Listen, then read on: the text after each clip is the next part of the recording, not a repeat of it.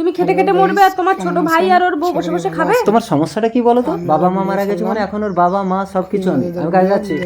তার মানে আমাকেই ব্যবস্থা করতে হবে।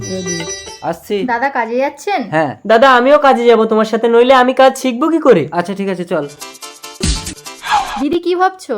ভাবছি তোর বর তো আমাকে ছাড়া ঘুমোতোই না, আর বিয়ের পর তো এখন আসেই না।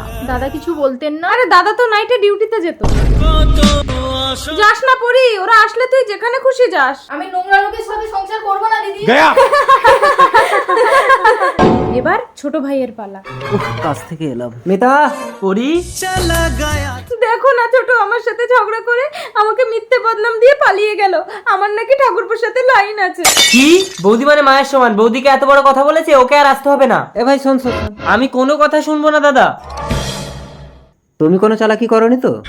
ভগবান তুমি আমাকে তুলে নাও গো। ঠিক আছে নাটক বন্ধ করো চলো। কিছুদিন পর।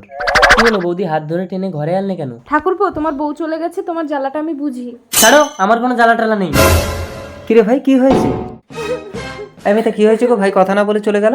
কথা বলার মুখ আছে? মায়ের সমান বৌদির ঘরে ঢুকে কেউ আপত্তি করে? কি এত বড় কথা? দাদা দাদা আমার কথাটা শোনো। তোর কোনো কথা শুনবো না, বেরিয়ে যা ঘর থেকে। স্বামী এ কি অবস্থা হয়েছে তোমার? কেটে গেল কয়েকটা বছর। কে?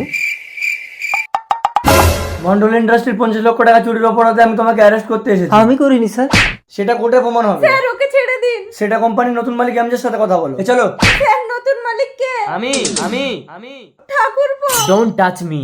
পরি তোর বরকে একটু বুঝিয়ে বল না রে। Mind your language. আগে নিজের ভুলটা স্বীকার করো। হ্যাঁ আমি তোদেরকে ঘর থেকে তাড়ানোর জন্য মিথ্যে অপবাদ দিয়েছিলাম। মিতা দাদা ভাই পরি ভালোবাসা দিবি নিবি